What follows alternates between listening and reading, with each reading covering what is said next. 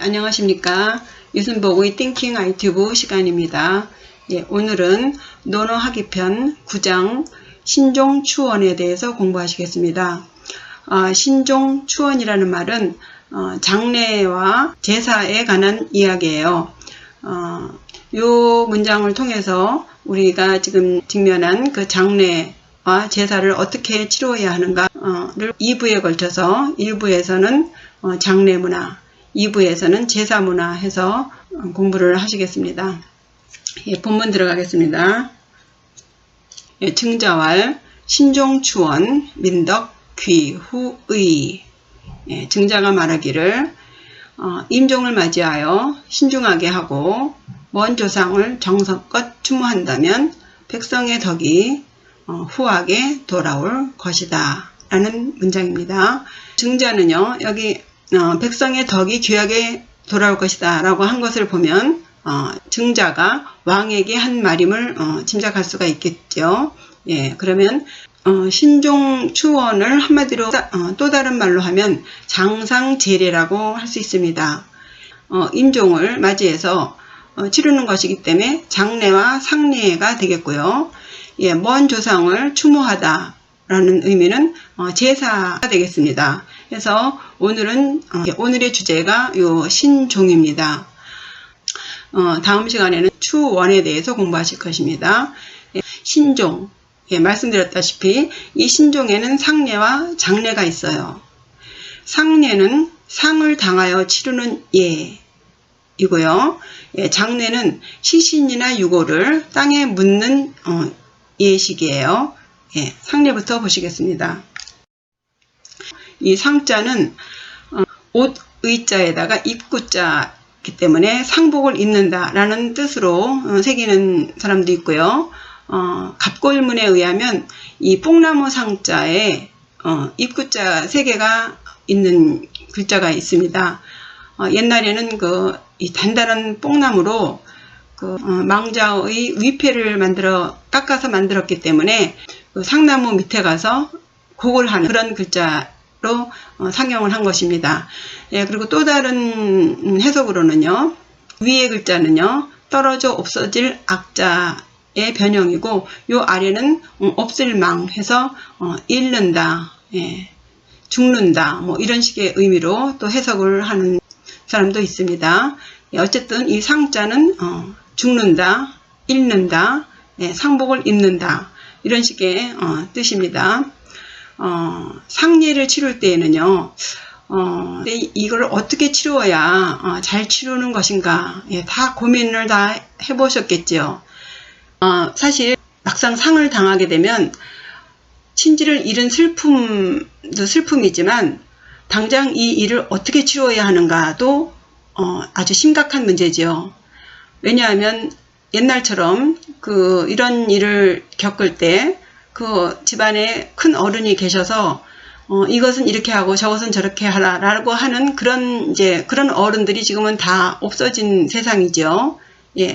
그야말로 인터넷이 검색만 하면 다 알 것 같지만 실제로 이런 것을 우리가 직접 보고 자라지 않았기 때문에 그냥 이론일 뿐이에요. 그래서 형식만 따라서 할 뿐이지 왜 그래야 하는지에 대해서는 별로 관심도 없고 알지도 못합니다. 그래서 우리가 정말 잊어버리는 것이 있구나 하는 것을 느꼈어요.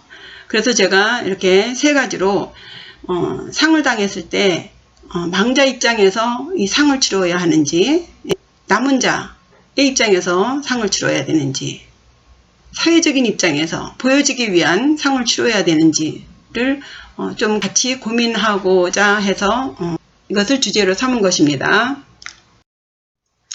먼저 망자의 요구가 저는 중요하다고 봐요.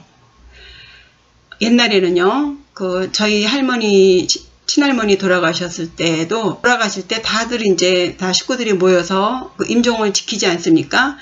숨을 쉬지 않으시고 맥박이 멈추면서 그러면서 얼굴이 순간적으로 확 창백해지더라고요. 그러면 운명하셨습니다. 이런 거죠. 그러면 그 자리에서 염을 하더라고요. 옷을 이렇게 다 그 삼배 옷을 입히시고 다 손톱도 깎고 뭐 이렇게 하면서 제 기억에 그래요. 그렇게 해서 병풍 뒤에다 이렇게 모셔두고 며칠을 있다가 옛날에는 그 장례 버스가 있었습니다. 그 버스가 집으로 와서 노제를 지냈어요. 길에서.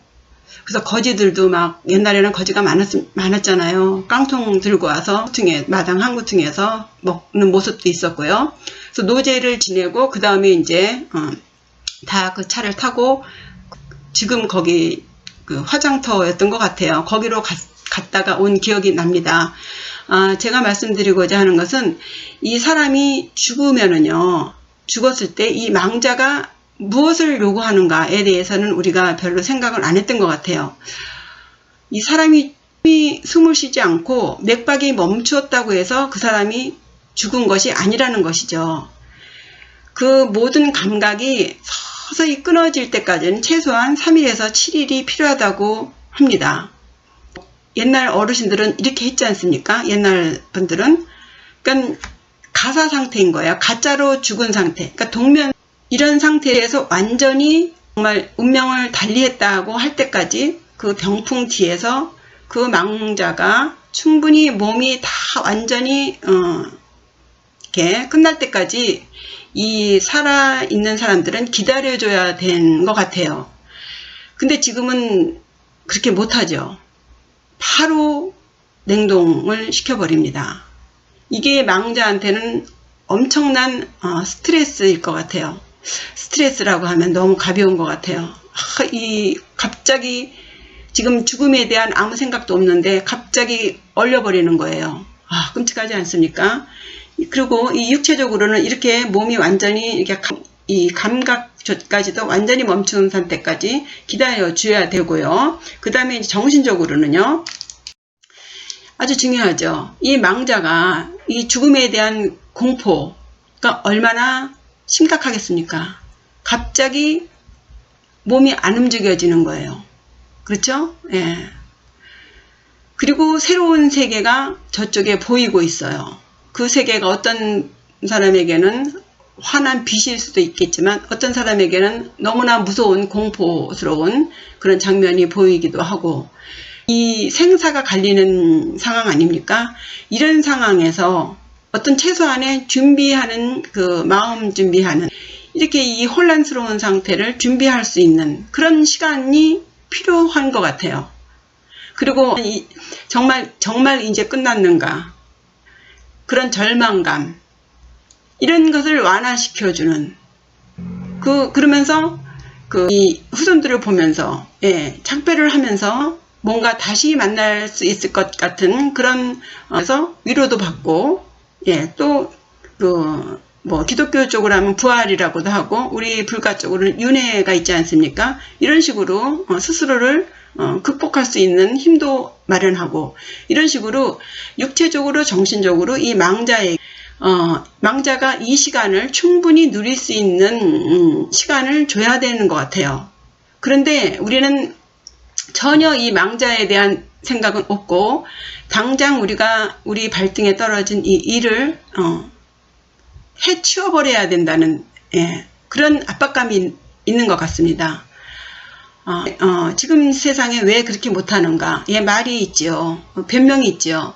이 사람이 죽게 되면 이 변화가 오죠. 이 세 가지의 변화가 보입니다. 이 처음에는 사냉이라고 해서 순간적으로 체온이 급하강한다고 그러잖아요. 창백해지는 거예요. 저도 부모님 돌아가실 때 이렇게 임종을 할 때 보면은 급속하게 이 얼굴이 하얗게 되더라고요. 그래서 이게 정말 이 핏기가 싹 사라지는 그런 것이죠. 그것을 사냉이라고 합니다. 그 다음에 두 번째가 이제 시강이라고 해서요. 시체가 단단해지는 거죠. 딱딱해지는 거예요. 이것을 사후강직이라고 하는데 이거는 사후에 2시간 후부터 이제 진행이 된다고 합니다. 그 다음이 이제 시반이라고 해서 얼룩질반이에요. 시신이 이제 얼룩얼룩해지는 것인데 이것은 혈액이 침강하면서 색이 이제 검붉은색으로 이제 얼룩지는 것 현상을 이제 시반이라고 합니다. 이 동시에 여러 증상이 나타나기도 하고 이제 뭐 순서에 따라서 이렇게 나타나기도 하는데 앞에 그 과정이 지나가면 차차 이제 부패하게 되죠. 대장부터 시작된다고 합니다. 예, 그러면 이제 가스가 발생을 하고요. 안구가 돌출되거나 이제 손톱, 발톱 등이 이제 빠지게 된다고 해요. 이러면서 시간이 더 지나가면 이제 습기가 있는 곳에는 이제 시라파 해가지고 밀랍처럼 이렇게 비누같이 이렇게 끈적끈적하는 그런 상태로 이제 변하거나, 예, 또 건조한 곳에서는 이제 미이라처럼 이제 말라가는 거죠. 예, 이런 시간을 거쳐가서 결국은 이제 백골화 되는 것이에요. 그러니까 이런 그 시신의 변화 과정을 이 현대의 이 산업사회를 겪고 있는 우리가 지금 이 시신을 어떻게 처리할 수 있는가라는 문제죠.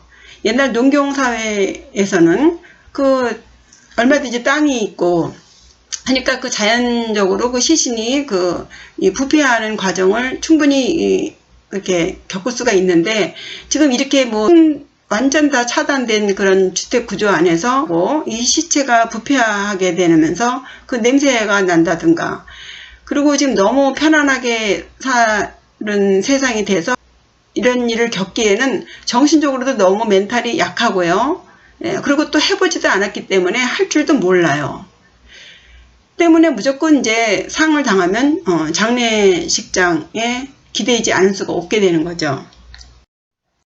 예, 그러면 이제 그 장례식장에 전화함과 동시에 그때부터는 이제 그 망자의 입장이라든가, 예, 남은 자의 슬픔 이런 거는 이제 다 잊어버리셔야 돼요. 이 장례식장의 시스템에 따라서 그냥 돌아가는 겁니다. 예, 절하세요 절하고, 들어오세요 들어오고, 예, 그냥 그렇게 돌아가는 거예요.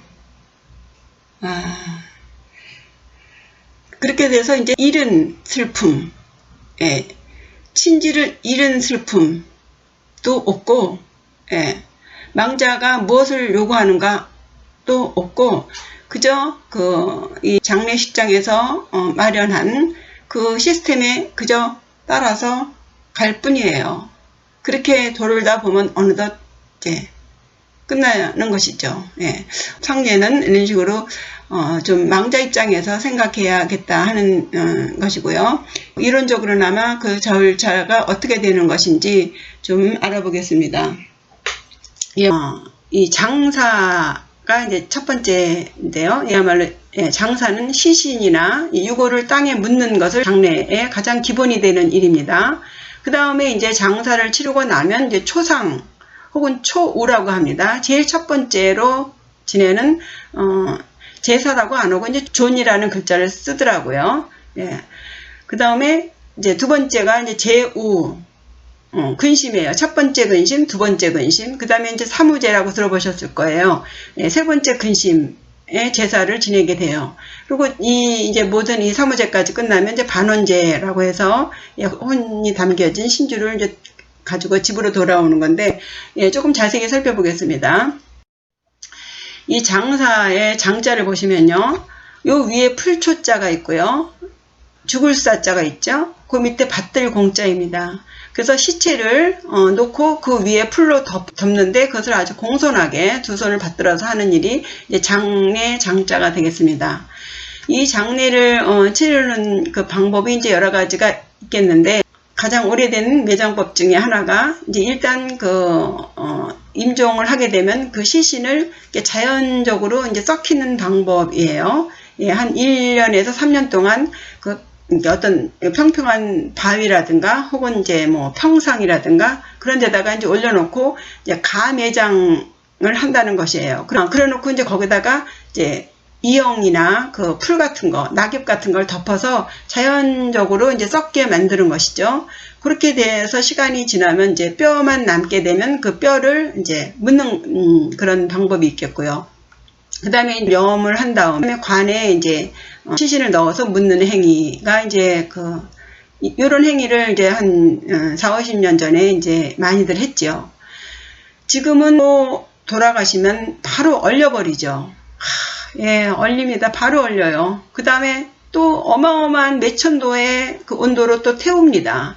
그렇게 해서 이제 그 뼈만 남으면 그걸 갈아서 유골함에다가 담아서 예, 다 주는 거죠. 그럼 그걸 보관하거나 이제 납골당에 안치를 하는 거죠. 그래서 정말 이 시신을 이 돌아가셨다고 해서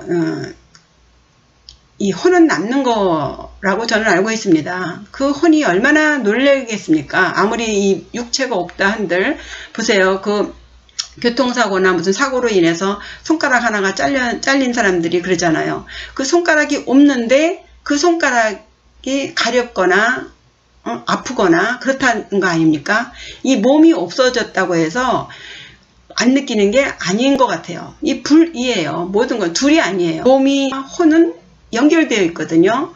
몸이 없다고 해서 그 혼이 못 느끼는 게 아니죠. 바로 그냥 그 추운 냉동에 바로 얼려버리고 또 바로 화장해버리고 이게 웬일입니까? 지금 우리 현대인들이 굉장히 아주 대단하게 아주 호강을 누리고 사는 것 같지만요. 이 죽을 때 이렇게 가는 걸 보면요. 정말 이 세상에 공짜가 없구나를 느낍니다. 예, 끔찍한 일이에요.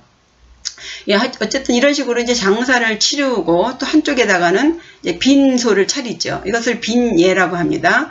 예, 손님 빈자에다가 요 왼쪽에 있는 건 뼈 알자예요. 죽음을 상징하는 뼈 알자가 있어서 뜻은 뼈 알로 하고 발음은 손님 빈이죠. 그래서 손님을 맞는 빈소를 차리는 것이죠. 예, 이 빈소 차려놓고서는 부조금을 가지고 그 형제들이 서로 또 싸우는 일이 또 뉴스에도 나오고 그러지 않습니까? 예, 참 딱한 일이죠. 예, 그 다음에 이제 아까 말씀드렸다시피 장사를 치르고 나면 이제 제사를 지내게 되는데 처음에 지내는 게 초상이에요. 초오, 첫 번째 근심이라고 하는데요. 이 장사를 지낸 날, 시신을 땅에 묻은 날, 혹은 납골당에 안치한 날, 그날 초상을 지냅니다. 낮에 이렇게 되어 있습니다. 기록에. 예, 제가 지어낸 말이 아니에요. 근데 지금은요, 이 초5를 장례식장에서 그냥 냉동시켜 놓고 바로 초상을 지냅니다. 그러면서 빈소 손님 받지 않습니까? 다 이 장례식장에 가면은요, 다 그들의 편의에 맞춰서 해야 돼요. 그들의 시스템에 맞춰서 돌아가야 돼요. 스케줄이 없습니다 하면 끝이에요. 예, 참 알아도 못하고 몰라도 못하고 하는 게 안타까울 뿐이에요.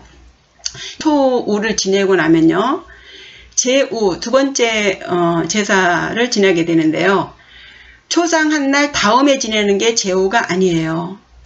첫 번째 유일에 지내는 것입니다. 그럼 유일이 무엇이냐? 유는요, 그 음을 말합니다. 60갑자가 있잖아요. 갑자 1부터 60일이 있는데 그 60일 중에 그 10간 있죠. 갑을, 병정, 무기, 경신, 임계, 이 10간 중에 음이 되는 유일, 그러니까 을, 정, 기, 신, 계, 이 5일, 그 5일이 유일이에요. 그 날에 이 두 번째 제사를 지낸다는 것이죠. 그러니까 만약에 장사를 지낸 날이 강일이라면은 그 다음날이 유일이니까 그 다음날 바로 이 제오를 지내도 돼요. 그런데 이 장사 지낸 날이 유일이라면 그 다음날 지내지 않아요. 그 다음날 지내야 돼요. 이해가 되실는지 모르겠습니다. 예, 어쨌든 유일에 제사를 지내고 그 다음에 사무제를 지내게 되는데요. 이 제오 다음날은 당연하게 앞날이 음일이기 때문에 그 다음날은 양일이 되겠죠. 그래서 강일날 제사를 지내는 거예요. 네.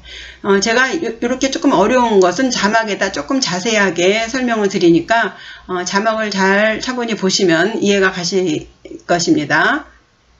예. 그리고 여기 초상 지낼 때요. 장사 지낸 당일 낮에 지내는데 부득이한 일로 낮에 지내지 못할 경우에는 최소한 그 석양이 지기 전에 지내야 된다고 합니다. 그러니까 이런 이유를 모르는 거예요. 왜 그래야 되는지. 이 이유를 알아야 하지 않겠습니까? 이 이유를 알면 웬만하면 그렇게 하려고 하겠죠. 근데 이유는 모르고 형식만 남은 거예요. 예, 답답한 일이죠. 예, 이렇게 이제 당일날 사무제를 지내고 나서 혼이 담긴 그 신주를 집으로 모시고 오면서 또 간단하게 반혼제를 지내게 됩니다. 예, 이런 형식을 하기는 해요. 하기는 하는데 다 이런 그 디테일한 게 없이, 예, 이런 자세한 내용 없이 그냥 초상하고 사무제하고 반혼제까지 했어. 이러면 예, 한 거예요. 예, 장례식장 그 팀장이 이렇게 하라는 대로 해야 돼요. 안 그러면 시끄러워지는 거거든요. 예. 그리고 또 뭐 그것에 대해서 그렇게 자세히 알지도 않고.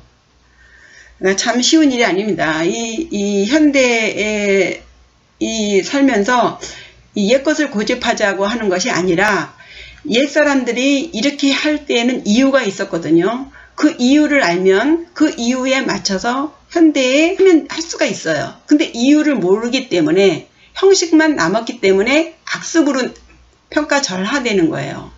뭐하러 하느냐가 이렇게 되는 거죠. 왜 이유가 없겠습니까? 그렇죠? 예, 이유가 있는 거예요. 몰라요. 예, 왜 음일에 제후를 지내고 꼭 사무제는 강일에 해야 되는지 이걸 누구에게 묻습니까? 예, 참 답답한 일이죠. 그렇게 이제 장사를 다 지내고 나면 이제 신호살이라는 게 있죠. 예, 모일시, 묘지, 묘예요. 예, 장례를 다 치르고 나면 3년간 무덤 옆에서 움막을 짓고 이제 사는 일이죠.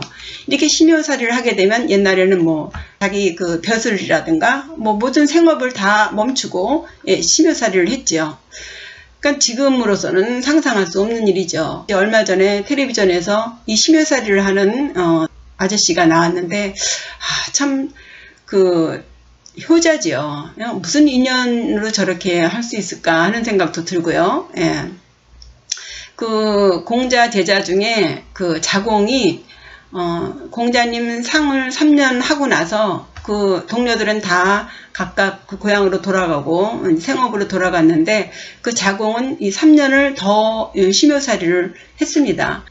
그리고 예를 들어서 이제 아버지 심효살이를 했는데 그 끝나고 나니 또 어머니가 돌아가셨어요. 그럼 6년을 계속 심효살이를 하게 되는데 이 심효살이라는 것이요, 이 상상을 초월하는 일이에요. 단순히 뭐 묘 옆에서 음막 짓고 하는 일이 쉬운 일이 아닙니다. 모든 음식 가리는 거며 육아에서의 그 계를 지키는 것은요, 그러니까 뭐 다른 종교에서 그런 계를 지키는 것이 있지만 이 육아에서 이 부모상을 위해서 계를 지키는 것은 그와 거의 흡사합니다. 이 심효살이 3년 하고 나면은요, 도사 되는 거예요. 도사. 도인의 수준이에요. 다만 법을 모르기 때문에, 법을 몰라서 단순히 그냥 부모 효도로 끝나는 것이죠.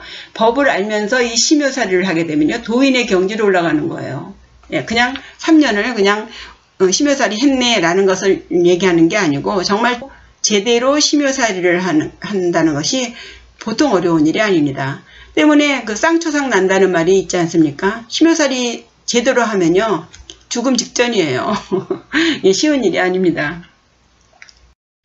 예, 그래서 지금 말씀드렸다시피 옛 관습에 의해서 장례를 제대로 치를 수도 없거니와, 예, 그렇다고 무작정 지금 돌아가고 있는 장례식장에 맞춰서 장례를 치르자니 참 난감하죠. 그러면 이게 우리는 앞으로 어떻게 이 장례를 치러야 되는가? 예, 그것에 대해서 살펴보겠습니다. 먼저 간단하게 장례의 변천사를 보시면요, 예, 매장이라는 게 있죠. 매장. 예, 시체를 땅속에 묻는 행위예요. 제일 쉬운 방법이죠. 이게 제일 좋은 것 같아요. 근데 이제 이거를 하려 보니 이 땅이 좁고, 그죠? 이 코딱지만한 땅에, 예, 그 무덤을 다 만들어 놓으니까 혐오스럽다는 거죠. 예, 그리고 또 살림이 또 더군다나 또 중요한 것은 이 무덤 자리를 보려면 최소한 풍수를 알아야 되는데 지금 풍수 제대로 보는 사람이 몇이나 되겠어요. 다 값만 어마하게 몇백만 원 이렇게 하죠. 그 풍수를 본다는 게 만만치 않고, 그리고 설사 좋은 땅이 있는들 지금 무덤하도록 남겨둔 땅이 없지요. 예, 땅만 보면 다 건물이 올라서는 상황인데 거기에 누가 무덤자리를 하겠습니까? 예, 이미 이 매장은 시대가 지난 것 같아요. 그래서 또 이제 나온 것이 납골이죠. 납골. 이제 화장을 하자 이런 거죠. 땅도 좁고, 예, 환경도 파괴되니 화장이 제일 깨끗해, 그죠? 예, 후손들이 관리도 못하고, 예, 오히려 더 초라하게 된다. 예, 그 뭐 묘지기를 둬서 그 무덤 관리 맡길 수도 없고, 그죠? 예. 옛날에 이 왕가의 그 묘지기는요, 그 직위가 높았습니다. 근데 이제 점점 이제 그 천한 직업이 됐죠. 그 천하나마나 지금 누가 묘지기를 두겠으며 누가 묘지기를 하겠습니까? 그러니까 이제 그냥 화장이 제일 깨끗해, 이 말 많이 들었어요. 어렸을 때 어른들이 하시는 말씀이. 왜냐, 자꾸 그 무덤 가지고 형제간에 분란이 나고, 예, 서로 네가 관리해라 내가 관리하라 이렇게 이제 시끄러워지니까, 예, 화장이 제일 깨끗해. 이래서 이제 화장이 유행을 하면서 이제 납골 땅이 생기게 됐죠. 납골 땅이 또 생기다 보니 이 납골 땅이 혐오 시설이 되는 거죠. 곳곳마다 이제 뭐 납골 땅이 돈이 된다 하니까 얼마나 납골 땅을 지어댔습니까, 한때. 예, 그러다 보니까 이제 우리 동네는 안 돼, 땅값 내려가, 이러니까 또 납골 땅을 이제 못 짓게 되는 상황이 되고, 그리고 이 유골에서 나오는 그 뭐 성분이 국토를 또 황폐화시킨다네요. 예, 그리고 그렇게 답답하게 그 코딱지만한 그 유골함에다가 뼈를 넣어서 이게 완전히 그 살아있는 사람들 좋자고 하는 것 같아요. 저는 납골 땅을 그렇게 생각합니다. 자기네들 편하자고 왜 그 돌아가신 분을 편하게, 예, 하지, 왜 그 아라비안 나이트 있지 않습니까? 그 주전자 안에다가 그 혼을 집어넣어 가지고, 그 무덤으로 치면 무덤도 감옥이라고 하면 할 말이 없지만 딱 그 유골함에다 뚜껑 딱 덮어놓고, 예, 그 유골을 그렇게 넣는 거 저도 별로 좋지가 않더라고요. 예, 어쨌든 그런저런 이유로 이제 납골 땅이 이제 점점 이제 인기가 없어지면서 또 등장한 것이 자연장입니다. 자연장이에요. 이 자연장은요, 유골 가루를 흙과 섞어서, 예, 이제 나무 그 뿌리 있는 데다가 이제 심거나, 예, 묻거나, 예, 잔디 같은 데다 뿌리거나, 그 드라마 같은 데 보면 배 타면서 막 그 유골을 이렇게 막 울면서 뿌리고, 그죠? 산에다가도 뿌리고, 막 멋진 음악을 깔고서 그렇게 하면은 좀 거창해 보이는 것 같은데요. 그 불가에서는요, 그 스님들 뭐라 그러죠? 갑자기 이렇게 화장을 하고 나면은 이제 그 뼈와 이제 살이 같은 게 나오고 그러는데, 그것을 절대 이렇게 이 산에다가 이렇게 뿌리고 강에다 뿌리고 이런 거 하지 말라 그러더라고요. 그렇게 뿌리는 게 아니라고 그러더라고요. 이렇게 다 이렇게 모여 있는 상태로 그대로 이제 땅에다가 심는 거라 그래요. 또 듣기에는 또 그것을 뼈를 조밥하고 섞어서 이렇게 하면은 산짐승들이 먹고 다 흩어지게 해서 깨끗하다 이러는데, 그런 것도 아닌 것 같아요. 그냥 이렇게 이제 흙에다 잘 섞어서, 섞을 것도 없고, 글쎄 저는 그냥 땅에다 이렇게 조강하게 좀 깊이 파서 이렇게 다 넣는 것이 좋지 않은가 하는 생각도 드는데요. 방법은 많습니다. 중요한 것은 이 정성이에요. 자기가 사실 다 알 수 없어요. 자기가 아는 대로 아는 것만큼 하는데, 가장 중요한 것은 그 정성이 들어가야 되죠. 그냥 해치우는 게 아니거든요. 예. 그래서 어쨌든 이 뿌린다는 것은 그냥 뿌린다는 것에 싫다는 거죠. 예. 조강하게 정성스럽게 묻어야지 그냥 휙휙 이렇게 그렇게 하는 게 아니다, 이런 얘기를 들었습니다. 근데 이제 이 자연장의 문제가 뭐냐 하면은, 이제 수목장이라고 해서 나무 밑에다가 심고 이제 나무에다가 그 망자의 이름을 쓰고 그러지 않습니까? 그러다 보니까 나무마다 다 그 패를 걸고 있고, 예, 어떤 장소마다 이제 그 망자의 패가 있는 거죠. 이 후손 입장에서는 비석은 못해도 위패라도 무슨 표시라도 하고 싶은 마음이 있죠. 근데 이제 그게 너무 이제 막 다 걸려 있으니까 그것도 이제 보기 싫다 이거죠. 그래서 이 망인의 이름을 표시를 못하게 또 했나 봅니다. 그러니까 자연장도 이제 표시를 못하게 되면 이것도 의미가 없어지는 거죠. 후손 입장에서. 이제 그러면 어떻게 해야 되느냐. 그래서 이제 또 이 장례를 업으로 하는 사람들이 이제 엄청 머리들을 쓰는가 봅니다. 네, 어쨌든 새롭게 나온 것이 이거예요. 21세기 장례 문화 해가지고 유전자를 보관한다고 합니다. 예, 죄송합니다. 웃음이 나오네요. 이 사람들이요. 예. 유전자를 보관을 한대요. 그래서 살아생전에 유전자 DNA를 채취해가지고 이제 보관을 해놓는 거예요. 그걸 어떻게 보관을 하는지 뭐 다 방법이 있겠죠.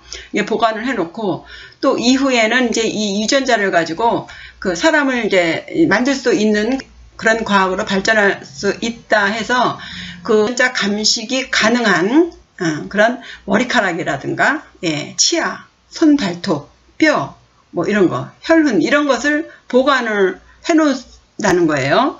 그래서 이후에 뭐 이제 후손들이 그걸 뭐에다 쓸 수 있는지 저는 이제 제가 과학의 문외한이라 그런가 도대체 이걸 가지고 뭘 어떻게 하려는지 모르겠습니다만 이런 걸 이제 보관을 해서 이후에 혹시 필요할 수 있는 일에 이제 대비를 한다 이거죠. 그리고 이제 생전에 모습이 담겨 있는 그리고 목소리가 담겨 있는 그런 녹화를 해놓고 이제 후손들이 추모를 하게 하는 이런 식으로 이제 머리를 쓰고 있는 것 같습니다. 그래서 제가 동영상을 준비를 하면서 느낀 것이 참 무슨 방법을 하든 아까도 말씀드렸지만 무슨 방법을 하든 가장 기본적인 것은 공자님 말씀대로 슬픔을 다해서 정성껏 하는 거예요. 자기가 아는 상식 안에서 어떻게 이 세상의 모든 지식을 다 할 수 있겠습니까? 그 아는 거 안에서 하되 정성스럽게 해야 되는 거죠. 최소한 기본적으로 망자를 위해서 우리가 어떤 마음을 가져야 되는가 그런 것을 아는 사람과 모르는 사람은 많이 다를 것 같아요. 그래서 어떤 식으로 장례를 치르든 가장 중요한 것이 이 망자를 위한 시간을 줘야 된다는 거죠. 육체적으로 완전히 사망 시간까지 기다려줘야 되는데 이런 구조 속에서 이 시신이 완전히 사망할 때까지 3일이고 5일이고 기다려줄 수 있는가. 참 어려운 일입니다. 생각하면 가슴이 아픈 일이에요. 정신적으로도 안정감을 줄 수 있게 천천히 이렇게 이 몸이 완전히 가면서 이 정신도 거기랑 같이 밸런스를 맞추면서 이 망자가 이 이생과의 작별을 위한 시간을 줘야 되는데 참 안타까운 일입니다. 최소한 망자가 원하는 것이 무엇인가를 좀 고민을 하면서 그것을 바탕으로 해서 어떤 식으로 장례를 치르든 그것을 잊지 말고 그것을 염두에 두고서 일을 치른다면 장례식장에서 하자는 대로 하면서도 그 안에서 각각의 정성을 쏟을 수 있는 일들이 있을 것이라고 생각이 듭니다. 어떻게 도움이 되셨는지 모르겠습니다. 구독과 좋아요는 저에게 큰 힘이 됩니다. 구독자 여러분들 고맙고요. 좋아요도 눌러주시고 알림 설정도 눌러주세요. 감사합니다.